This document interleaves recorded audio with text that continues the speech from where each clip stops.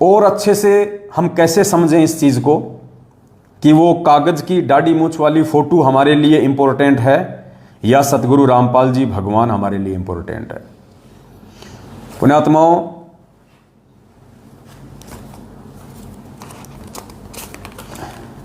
Common sense की बात है।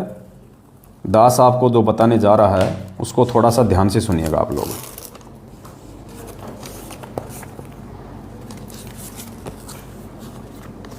आप ये फोटो देख रहे हैं, ये फोटो हमारे पूज्य गुरुदेव सतगुरु रामपाल जी भगवान की है।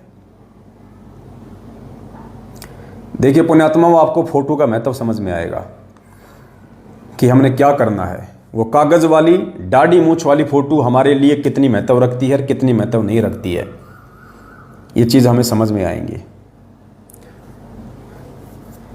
आज वर्तमान में भी हम सबको पता है कि पृथ्वी पे सतगुरु रामपाल जी भगवान जिंदा कबीर है, हमारे पूज्य गुरुदेव भगवान है। अब एक तरफ तो वर्तमान में हमारे गुरुजी की ये फोटो है और दूसरी तरफ मान लीजिए साक्षात हमारे सतगुरुदेव जी खड़े हैं।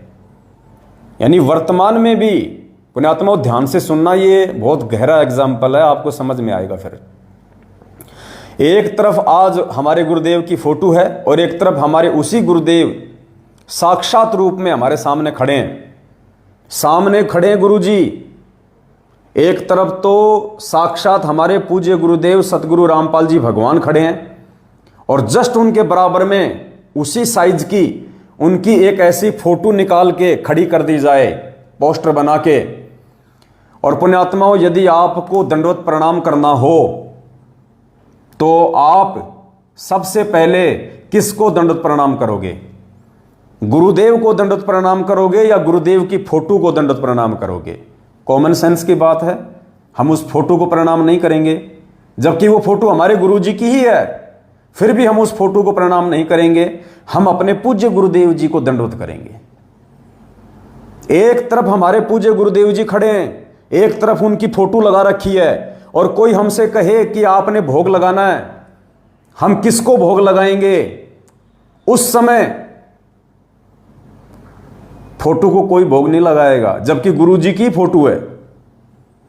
तो ठीक इसी प्रकार पुण्यात्माओं, भले ही दाढ़ी मूंछ वाली फोटो भी भगवान है, चलो तुम्हारी बात को बड़ी करते हैं कि दाढ़ी मूंछ वाली फोटो कबीर जी की फोटो है, वो भगवान की फोटो है, और एक तरफ वो ही भगवान, वो ही कबीर परमात्मा आज साक्षात तुम्हारे सतगुरु के रूप में धरती पे आके तुम्हारे सामने प्रकट है।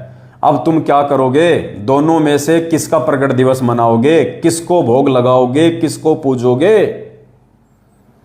अब ये कॉमन सेंस की बात है। जो मूर्ख प्राणी होंगे, जिन्हें भक्ति की ABCD का नहीं पता है, जो गुरुजी से जुड़ जरूर गए लेकिन जिन्हें क ख ग का भी नहीं पता है, वो तो भले ही उस दाढ़ी मूंछ वाली फोटो को पूज लो, लेकिन जो सयानी आत्मा होगी, जो परमेश्वर की प्यारी आत्मा होगी, जो नीर खीर का निबेरा करने वाली आत्मा होगी, जो ज्ञान आधारी आत्मा होगी, जो परमेश्वर के हीरे मोती लाल होंगे, जिन्होंने इसी जन्म में अपना आत्म कल्याण करवाना है, वो पुण्यात्मा उस कागज की फोटो को 0/0 महत्व भी नहीं देंगी। वो केवल अपने पूज्य गुरुदेव सतगुरु रामपाल जी भगवान को ही महत्व देंगी।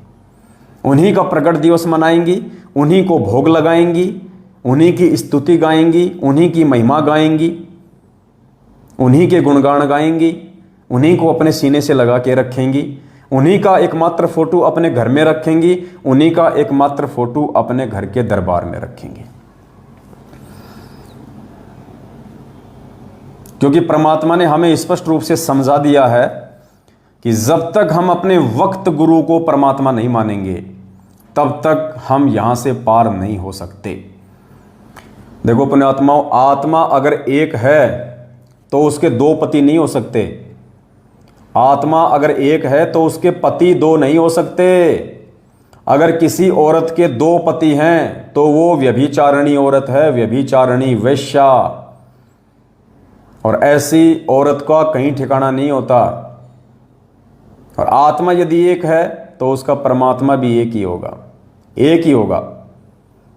तो हमारा वो असली परमात्मा, असली पति परमेश्वर सतगुरु रामपाल जी भगवान है। एक आत्मा के दो पति नहीं हो सकते। परमात्मा ने स्पष्ट रूप से कह रखा है कि गुरु गोविंद दो नहीं भाई, और जो दो समझेगा वो दोजक में जाई। यानी गुरु और भगवान दो नहीं होते। क्यों नहीं होते? क्योंकि वो गोविंद ही इस पृथ्वी पे गुरु की भूमिका करता है। वो गोविंद ही पृथ्वी पे नाम दीक्षा देने के लिए गुरु बन के आता है। तो वो दो नहीं है।